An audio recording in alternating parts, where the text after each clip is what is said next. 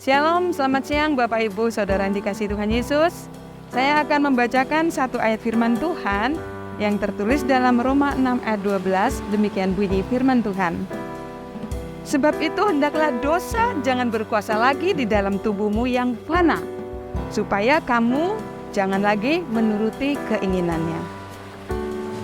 Firman Tuhan katakan dosa jangan berkuasa lagi. Mengapa? Karena dosa sudah kalah oleh kematian dan kebangkitan Yesus Kristus.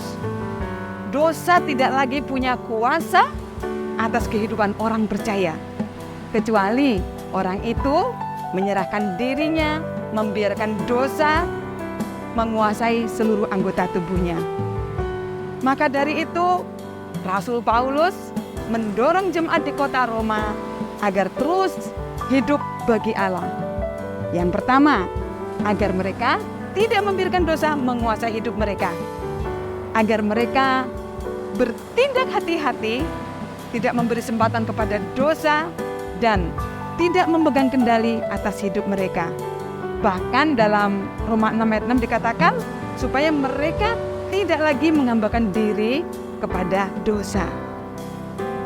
Saudaraku, selanjutnya Rasul Paulus mengingatkan agar mereka dan juga kita menyerahkan seluruh anggota tubuh dan seluruh hidup kita dipakai menjadi senjata kebenaran dan bukan senjata kelaliman. Itu berarti sama seperti yang diajarkan Rasul Paulus yang tertulis dalam Roma 12 ayat 1 yang berbunyi seperti ini. Karena itu saudara-saudara, demi kemurahan Allah, aku menasihatkan kamu supaya kamu mempersembahkan tubuhmu sebagai persembahan yang hidup, yang kudus, dan yang berkenan kepada Allah. Itu adalah ibadahmu yang sejati.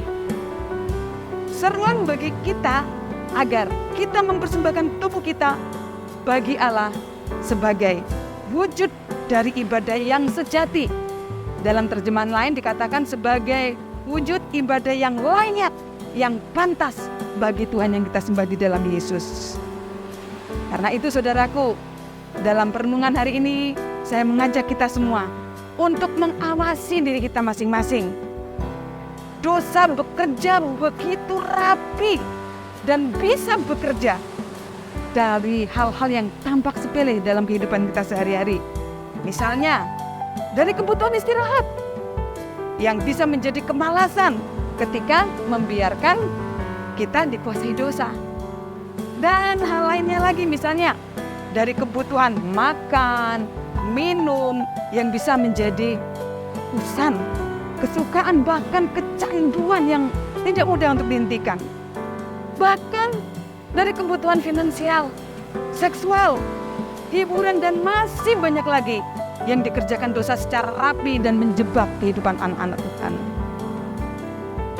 Lebih lanjut, mari saya mengajak untuk setiap kita kembali memeriksa diri kita.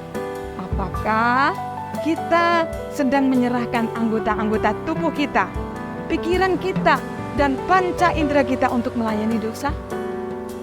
Mari saudara, dengan kekuatan sendiri tentu kita sebagai manusia tidak bisa bebas dari kuasa dosa. Tetapi tiap orang percaya, Bapak, Ibu, Saudara, dan saya dapat memandang apa yang telah Tuhan perbuat melalui Kristus Yesus dan berkata tidak pada setiap dosa yang ada di depan kita. Kiranya renungan firman Tuhan hari ini menjadi kekuatan bagi saya dan Bapak, Ibu, Saudara. Shalom, Tuhan berkati kita semua.